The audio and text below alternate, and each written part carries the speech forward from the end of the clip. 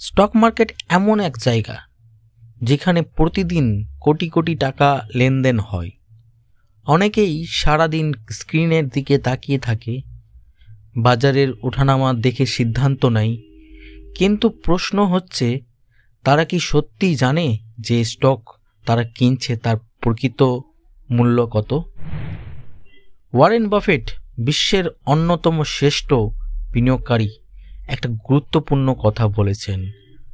Price is what you pay, value is what you get. দাম হচ্ছে যা আপনি দেন আর মূল্য হচ্ছে যা আপনি পান। আজকের ভিডিওতে আমরা জানব স্টকের দাম বনাম প্রকৃত মূল্য, ওয়ারেন বাফেট কিভাবে মূল্যায়ন করেন, সফল বিনিয়োগকারীদের কৌশল, বাজারের আবেগ কিভাবে বিনিয়োগকারীদের বিভ্রান্ত করে। আপনি যদি সত্যিকারের বিনিয়োগকারী হতে চান তাহলে এই ভিডিওটি শেষ মুহূর্ত অবধি দেখার অনুরোধ রইল। কিংবদন্তি বিনিয়োগকারী বেঞ্জামিন গ্রাহাম বাফেটের গুরু বলেছিলেন, in the short run the market is a voting machine, but in the long run it is a waiting machine. সংক্ষেপে, বাজার মানুষের আবেগের প্রতিফলন, কিন্তু দীর্ঘমেয়াদে এটি প্রকৃত মূল্যকে প্রতিফলিত করে। অধিকাংশ মানুষ স্টকের দাম দেখে বিনিয়োগ করে, কিন্তু প্রকৃত বিনিয়োগকারীরা ব্যবসার মূল্য নির্ধারণ করে তারপর সিদ্ধান্ত নেয়। যদি আপনি শুধু দাম দেখে কেনেন তাহলে আপনি জুয়া খেলছেন, বিনিয়োগ করছেন না। উদাহরণস্বরূপ, ধরুন আপনি একটি আইফোন কিনতে চান। যদি দোকানদার বলে এটির দাম 1 লক্ষ টাকা, তাহলে কি আপনি সাথে সাথে কিনে ফেলবেন? না, আপনি দেখবেন ফোনের স্পেসিফিকেশন, ব্যাটারি লাইফ, ব্র্যান্ডের বিশ্বাসযোগ্যতা।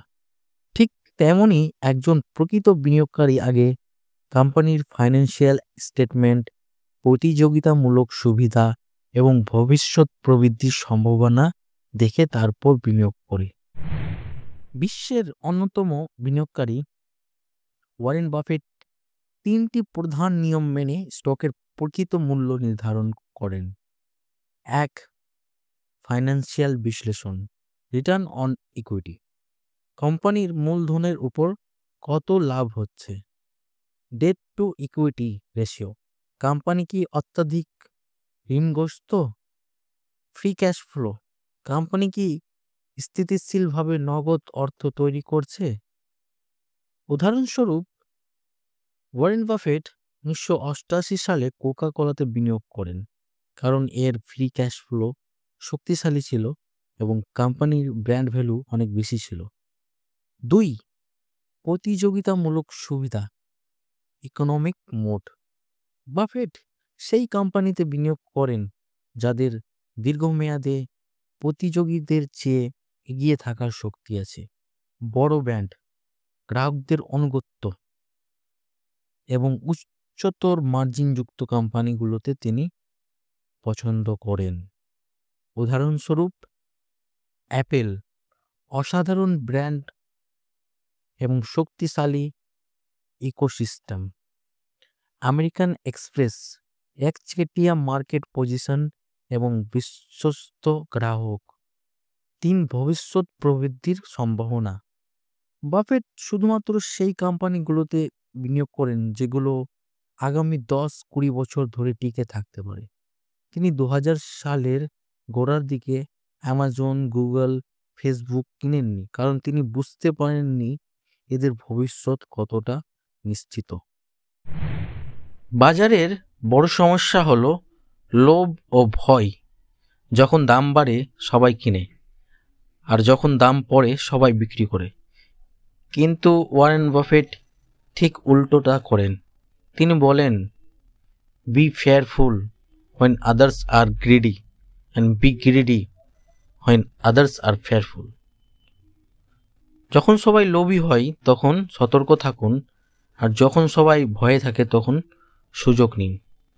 উদাহরণস্বরূপ, 2008 সালের ফাইন্যান্সিয়াল ক্রাইসিসের সময় সবাই আতঙ্কিত হয়ে বিক্রি করেছিল, কিন্তু Warren Buffett Goldman such bank of আমেরিকাতে বিনিয়োগ করেন।